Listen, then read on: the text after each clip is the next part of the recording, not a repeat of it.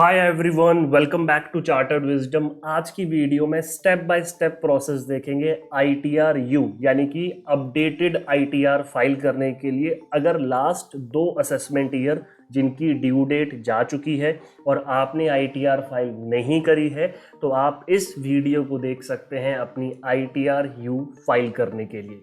तो सबसे पहले आपको इनकम टैक्स के पोर्टल पर लॉगिन कर लेना है और इनकम टैक्स पर पोर्टल पर जब आप लॉगिन करेंगे हमेशा आईटीआर फाइल करने से पहले मेक श्योर कि जो फॉर्म 26 एएस है वो आप ज़रूर देख लीजिए, कहीं उस फाइनेंशियल ईयर में आपका कोई टीडीएस तो डिडक्ट नहीं हुआ है। इसके बाद आप क्या कर सकते हो, डाउनलोड प्रीफिल्ड डेटा में जा सकते हो, क्योंकि जो भी हम आईटीआर यू फाइल करेंगे वो ऑनलाइन प्रिपेयर नहीं होगी। आईटीआर यू आज की डेट में हमें ऑफलाइन प्रिपेयर करनी पड़ेगी जो यूटिलिटी है उससे। तो सबसे पहले तो जो प्रीफिल्ड डेटा है वो डाउनलोड कर लीजिए। इसका फ़ायदा ये होगा कि यूटिलिटी में आपको जो बेसिक डिटेल्स होती है ना, जैसे name, address, PAN number, date of birth, bank account, वो सब मैनुअली नहीं डालना पड़ेगा और वो ऑटोमेटिकली यहाँ से डेटा आ जाएगा।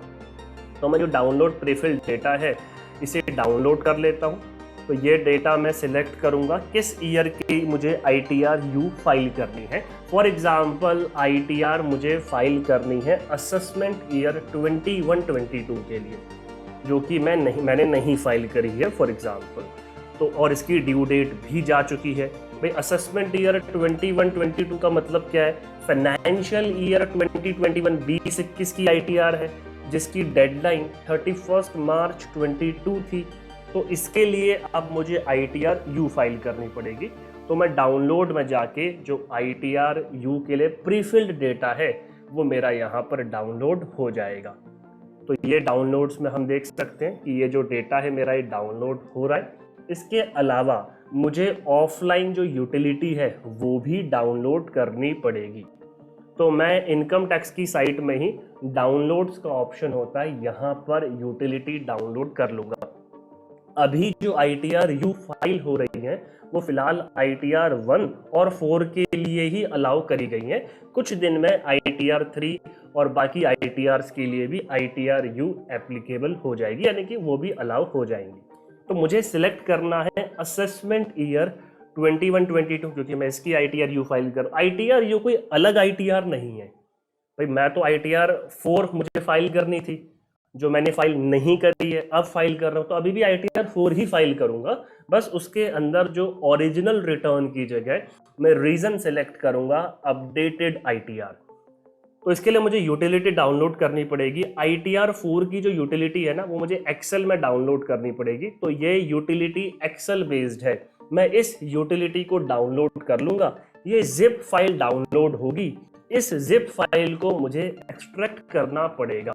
मैंने ये ऑलरेडी डाउनलोड कर रखी है, तो मैं आपको शो कर देता हूँ कि ये किस तरीके से आपको प्रिपेयर करना है। तो हम डाउनलोड्स में चले जाएंगे और ये जो हमने जिप फाइल डाउनलोड करी है इस जिप फाइल को हम एक्सट्रैक्ट करेंगे। तो मैंने ऑलरेडी एक्सट्रैक्ट कर रखी है और इसके अंदर एक एक्सेल यूटिलिटी ऑलरेडी गिवन है। ये वाली जेएसओएन फाइल अभी आपके उसमें नहीं होगी, ये तो आपको क्रिएट करनी है। तो ये कैसे क्रिएट होगी वही मैं आपको बताऊंगा। तो आईटीआर 4 जो ये एक्सेल यूटिलिटी है आप इसे ओपन कर लेंगे। तो मैं भी यहाँ पर ओपन कर लेता हूँ और ये एक्सेल फाइल मेरी यहाँ पर ओपन हो गई है। एक्सेल फाइल ओपन करने में हो सकता है थोड़ा सा टाइम लगे, तो आप आराम से वेट करके ओपन कर लेना। ये डिटेल्स यहाँ पर तो ब्लैंक रहेंगी। तो आपको क्या करना है, अगर आप प्रीफिल करना चाहते हो तो जो आपने डाउनलोड प्रीफिल डेटा में जो प्रीफिल वाली फाइल है वो आप यहाँ पर अपलोड कर देंगे। तो हमने ये डेटा डाउनलोड किया था ऑफलाइन यूटिलिटी, मतलब ऑफलाइन यूटिलिटी के लिए डाउनलोड प्रीफिल डेटा। तो ये जो प्रीफिल वाली फाइल है ये आप इंपोर्ट कर देंगे एक्सेल यूटिलिटी में, इंपोर्ट प्रीफिल में जाकर। मैंने ऑलरेडी कवर इसको इंपोर्ट कर रखा है, तो डिटेल्स यहाँ पर आ रखी है। इसके बाद क्या होगा, आपको अपनी बाकी डिटेल्स यहाँ पर डालनी है, जैसे कि आपको अपना जो आधार नंबर है वो यहाँ पर डालना है। और एक एक करके मैं बाकी डिटेल्स बता देता हूँ जो कि आपके लिए ज़रूरी है। आधार नंबर ये यहाँ पर पूछेगा, हमारा आधार ऑलरेडी अवेलेबल है तो हमने आधार नंबर यहाँ पर डाल दिया है। एनरोलमेंट आईडी डालने की जरूरत नहीं है। नेचर ऑफ एम्प्लॉयमेंट पूछेगा, मैंने यहाँ पर ये यूटिलिटी ITR 4 के लिए डाउनलोड करी, आप 1 के लिए भी कर सकते हैं।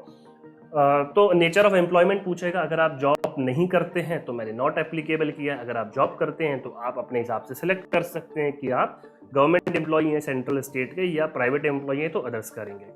और यहाँ पर आपको सिलेक्ट करना है फाइल्ड अंडर सेक्शन, किस सेक्शन के अंदर आप ये फाइल कर रहे हैं, इसे कहेंगे अपडेटेड ITR। तो ये अपडेटेड रिटर्न का आपको ऑप्शन सिलेक्ट करना पड़ेगा जिस भी सेक्शन के अंदर आप ये फाइल कर रहे हैं। अगर आप ऑलरेडी पहले भी फाइल कर चुके हैं तो यहाँ पर रिसीट नंबर डालना पड़ेगा पुरानी ITR का, और आपने पिछली बार ITR फाइल नहीं करी थी अब कर रहे हैं तो कोई दिक्कत नहीं है। इसके साथ ही आपको बताना है कि आप न्यू रिजिम ऑप्ट करना चाहते हैं, यस नो अपने हिसाब से बता सकते हैं।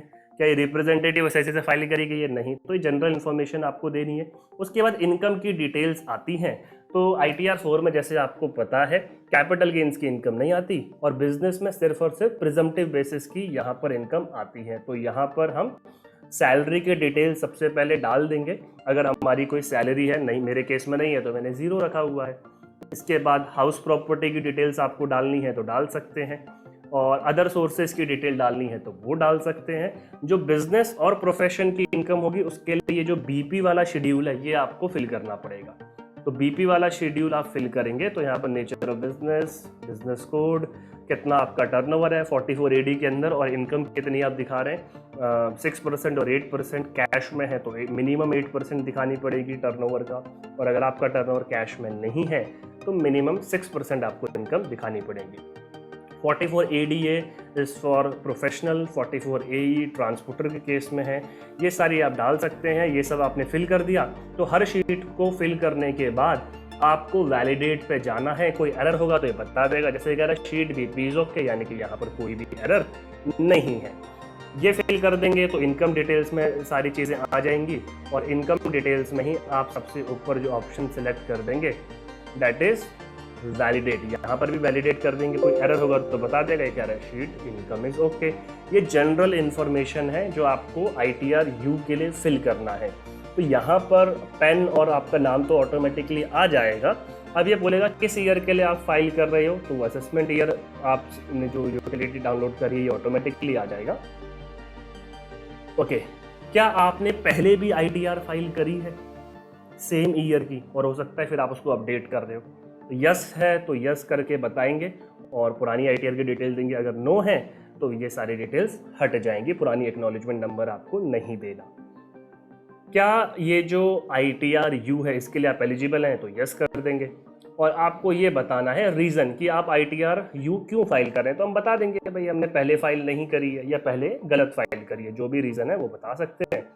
और ITR U फाइल करते वक्त आपने कितना टाइम लिया है, मतलब हम असेसमेंट ईयर 21-22 के लिए कर रहे हैं ना, जिसकी ड्यू डेट मतलब एक लास्ट डेट जा चुकी है, तो कितने दिन हो गए, 12 महीने के अंदर हम कर रहे हैं। 31 मार्च 22 को एक्सपायर हुआ था असेसमेंट ईयर 21-22, तो 12 महीने के अंदर हम कर रहे हैं जुलाई में। हालांकि 24 मंथ तक कर सकते हैं, तो आपको रीजन सेलेक्ट करना पड़ेगा 12 की 24, और इसको भी फिर वैलिडेट कर देंगे। ऐसे ही आप सारी डिटेल्स, TDS की कोई डिटेल है वो डाल सकते हैं। IT जो इनकम टैक्स है आपका वो कैलकुलेट हो जाएगा, अगर आपने खुद पे किया है तो यहाँ पर आप एंटर कर देंगे। बाकी इनकम डिटेल्स में जाके आप कैलकुलेट टैक्स करेंगे तो आपका ये टैक्स कैलकुलेट कर लेगा। लिटी आ रही है डेट इज 5000।